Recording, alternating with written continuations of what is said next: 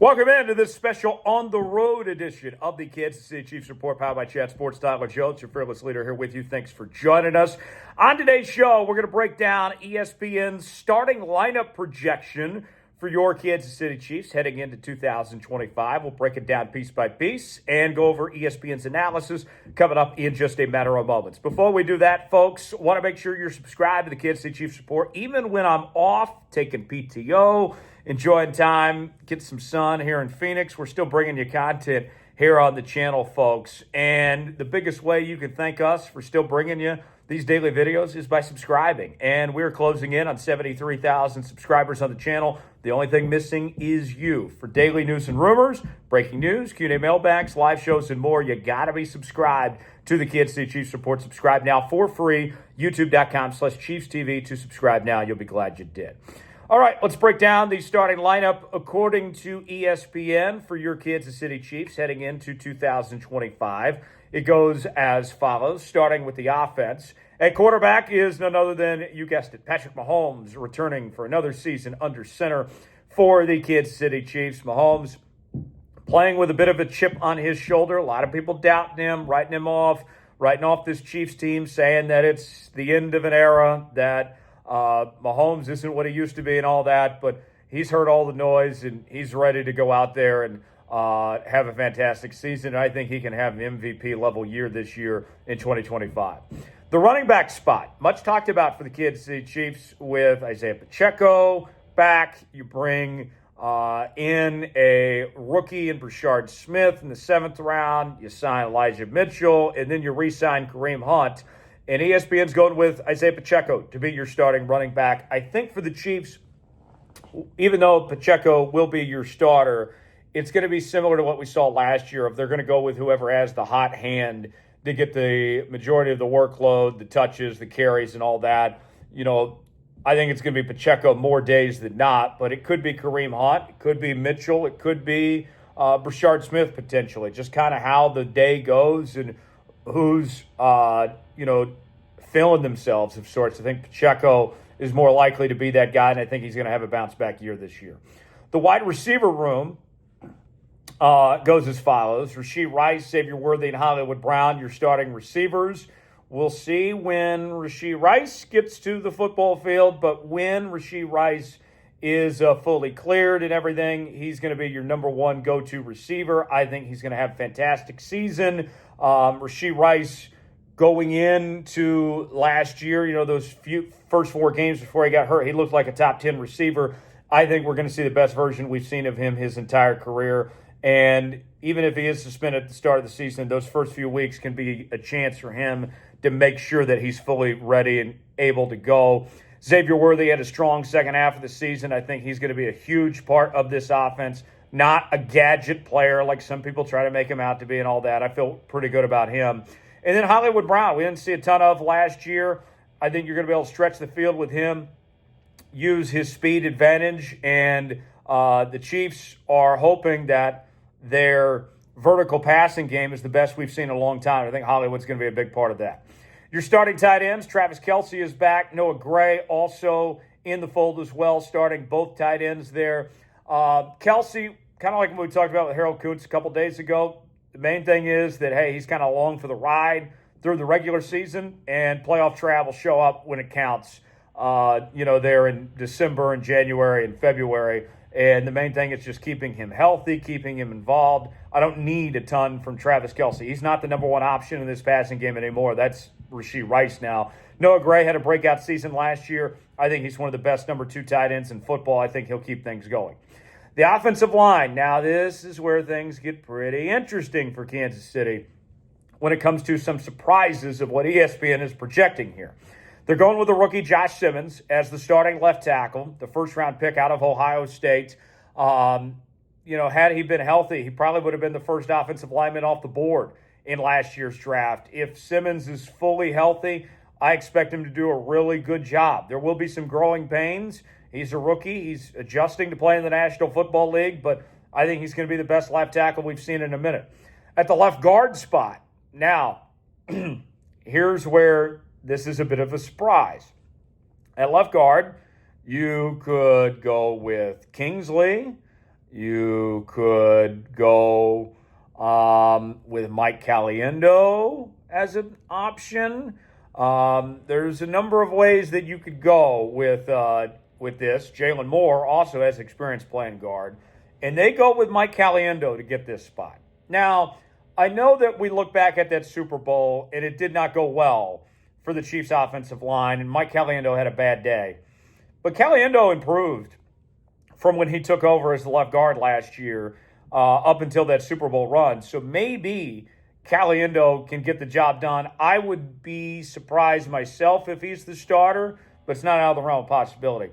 Creed Humphrey, the best center in football, your starting center.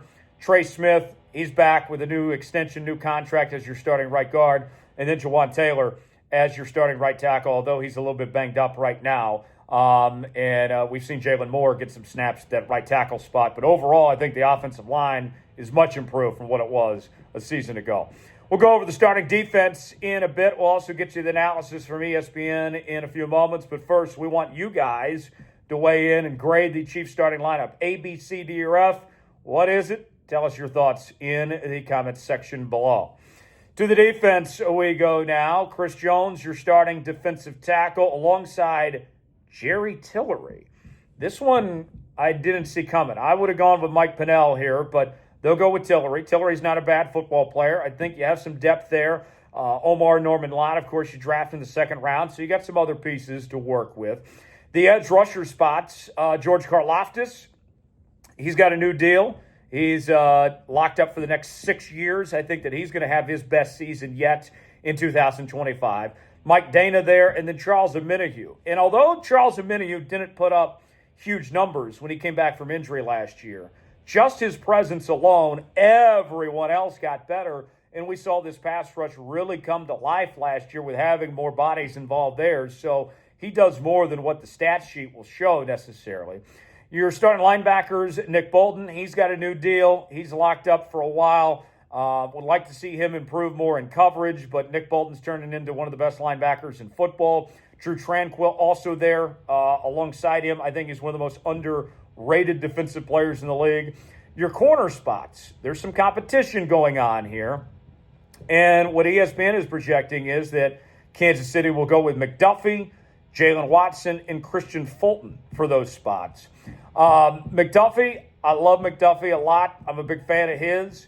I think that McDuffie probably slides back to that nickel spot, more of his natural position. Jalen Watson, as long as he can stay healthy, I think he's a solid corner in this league. Christian Fulton, I think, is pretty good as well. Noah Williams, probably not quite ready to step into a starting role. He kind of had a rough offseason program, but you have some depth at that spot. And then this is a bit of a shocker here, the safety spots. Brian Cook and Mike Edwards. Mike Edwards getting the nod over Jaden Hicks. I disagree with that. I'm very high on Jaden Hicks. I think Jaden Hicks is going to be better than Justin Reid. He led this team in interceptions last year. I'd be surprised if he wasn't starting, personally speaking. But Mike Edwards, not a bad football player, but that is the starting lineup according to ESPN. And they rank it the 5th best in the NFL. I have this starting lineup as an A, personally. And I think it's as good as any lineup in football. I think it's better than 5th. What do you guys think? How would you rank the Chiefs starting lineup 1 through 32? Put a number on it. Weigh in the comments section and let us know. All right, let's go over the analysis piece by piece of what ESPN had to say about this lineup for Kansas City. The biggest strength, according to Mike Clay, it's the obvious one, the quarterback position. I was tempted to pivot to wide receiver, but even after finishing 8th in QBR this past season, Patrick Mahomes remains Kansas City's best player. The two-time league MVP has led his team to 10-plus wins, a career-high 15 in 2024, and the AFC Championship game 7 seasons in a row. He has won the Super Bowl MVP 3 times each. He's not even 30. Mahomes' dominant reign is far from over. This is really just the beginning for Patrick Mahomes, and I got to tell you, it's so funny when we hear all these haters that are coming out that are already trying to write off Mahomes and all this. And I'm sitting here saying to myself, was last year a down year statistically speaking? The last couple of years? Yeah, it was. But they won 15 games. They went to the AFC Championship again, went to the Super Bowl again, and he had a depleted receiving core and a depleted offensive line. This year, the receiving core is much better. The offensive line is much better. Let's back off Patrick a little bit. My goodness. But good to see at least Mike Clay giving Patrick some credit there. Biggest weakness, according to Mike Clay, is offensive tackle.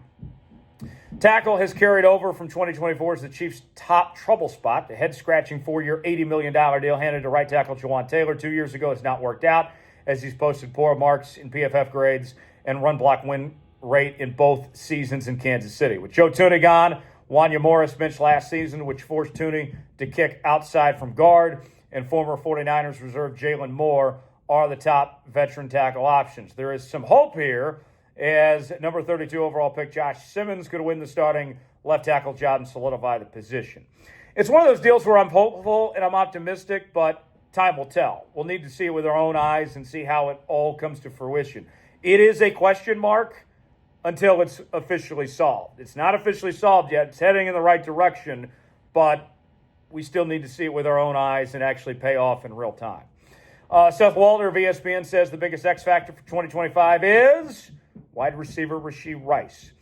Pending disciplinary action from the league, is this the season Rice truly ascends to the number one receiver role in Kansas City and puts up the numbers to prove it? The signs are there. The Chiefs gradually increased Rice's role throughout his rookie season in 2023, but he still finished with 2.6 yards per route run. In 4 games before a season-ending knee injury last season, the number jumped up to a massive 3.6 yards per route run. A healthy and productive Rice could elevate the Chiefs' passing game to something more akin to Mahomes' offense of yore. It could help free up Xavier downfield too. All that is true. I'm very hopeful. I feel great about Rashee Rice, but that is something where we need to see it in live game action. Get past the suspension, get him on the football field, get him fully healthy, and if he is what we think he is, that changes everything for the Chiefs' offense and opens things up for other guys like Xavier and Travis Kelce, among others. Non-starter to know, according to ESPN, is King Felix. Raised in suburban Kansas City, it was awesome for King Felix to win a Super Bowl in his first season with his hometown team. It's less awesome to only have 3 sacks in 2 NFL seasons as a first-round pick. The Chiefs are really hoping there's a butterfly still inside that cocoon, and that improved get-off can highlight his natural instincts. Yeah, like, it's put up or shut up time. Like, show us something. If he could turn into a starter, that would be great for Kansas City. Right now, the truth of the matter is he's closer to a bust than he is a solid player at this point. And that's a shame because the talent's there. He hasn't put it all together. Coaching's there. We know that with Spags. It's up to him to figure it out at this point. For continuing Chiefs coverage, subscribe now to the Kansas City Chiefs Report, youtube.com/ChiefsTV. I'm Tyler Jones. Thanks for joining us. We'll see you next time.